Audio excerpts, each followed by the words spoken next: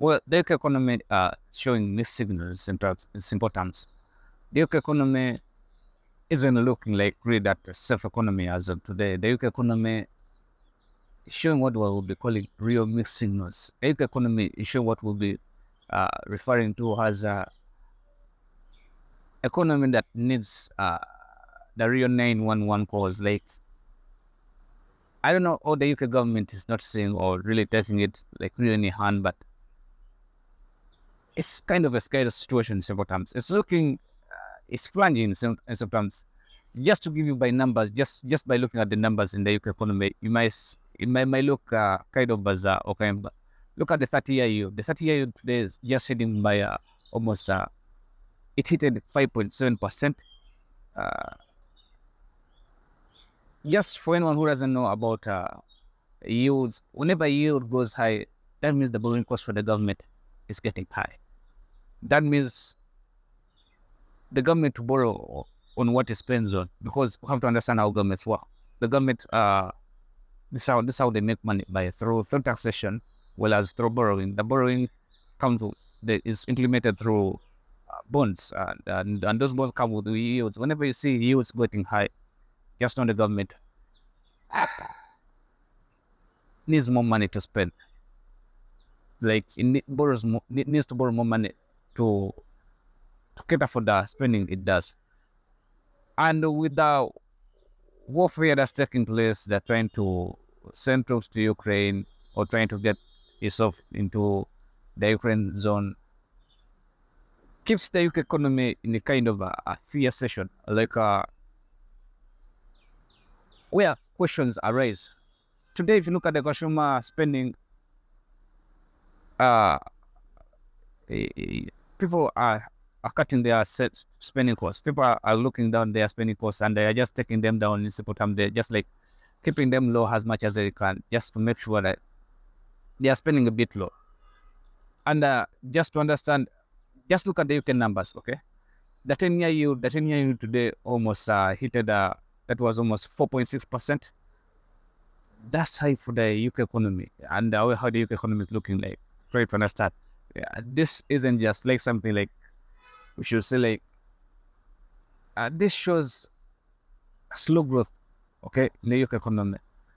Unemployment rose to almost 4.7%, and 4.7%, and that was the previous was almost 4.6%.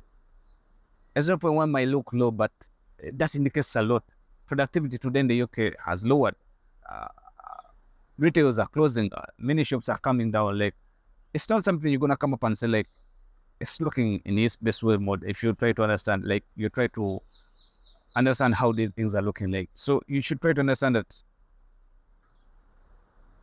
All in all, just look at the inflation numbers. Inflation today almost is at 3.6%. Those are more high rising costs for the UK economy. Those are more high costs for the UK economy. That's not something to be proud of. That's not something that you should be saying that, because this doesn't only scare the UK but also scare all the countries neighboring around in terms of economics. And it's not something that we should be. Some of the members believe that the UK will need an IMF bailout. Well, when you're speaking of the IMF bailout, it makes me remember that in 1976, when the UK was almost bailed out, it had to be bailed out. But as of today, if you look at the UK economy, it's not that kind of economy you're trying to show up or try to recommend one to invest in as of today. Well, there are no better places for investment. Anyway, invest should be always the best place. But according to the numbers you see, just look at the national insurance. National insurance costs, they're just skyrocketing. Everything's just skyrocketing. I've seen people living in the UK just because of the high taxes. The UK is just slightly plunging high and high. Simple term. Just so you know, if the UK bonds are raising to 5.7%, and well, also the US strength fight is US debt, just know there's gonna be competition in bonds, like in borrowing. whoever gives the best cost today will be taking the more investors. But that doesn't mean that it won't come with a catch. It also depends on the understanding of the economy. If the economy is plunging and heading backwards, that shows a lot of redundancy and shows like the economy, it isn't in its best shape. Like, try to understand.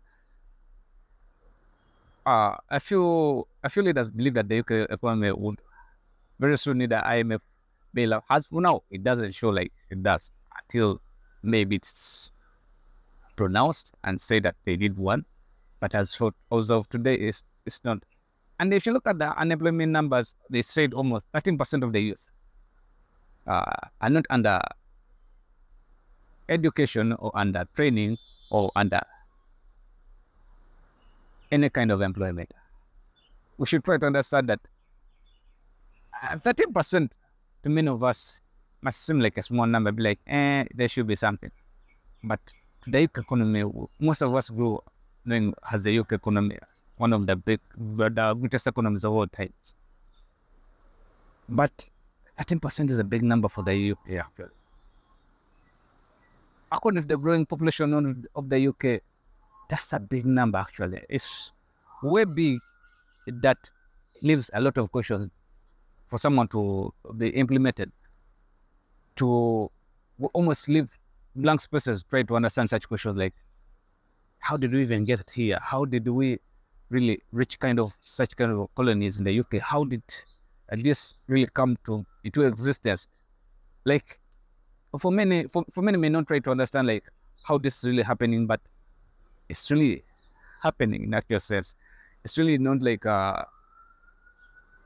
not something like you could come up and say like we are speaking of the best behavior of the UK economy. There are a lot of questions with less answers, actually, if you ask me. There's a lot of because even if the UK says that it's gonna bail back from the high taxation of its citizens, where will it keep its spending? Productivity is falling low. Fuel prices are getting high because of the Ukraine, whatever. Because if you stop buying oil from gas, the natural gas is from Russia, just expect high inflation. And very soon we are expecting to see the US cutting rates to almost either 0.25% or 0.5%. What does that mean for the UK economy? Well, expect more inflation to rise because the US is mostly known for the exportation of the inflation to the rest of the world. Otherwise, they still have that. That doesn't only mean for the UK, that means for the global markets. And it leaves a lot of case, it leaves a lot of numbers in question. Well, thank you for watching. See you in the next one.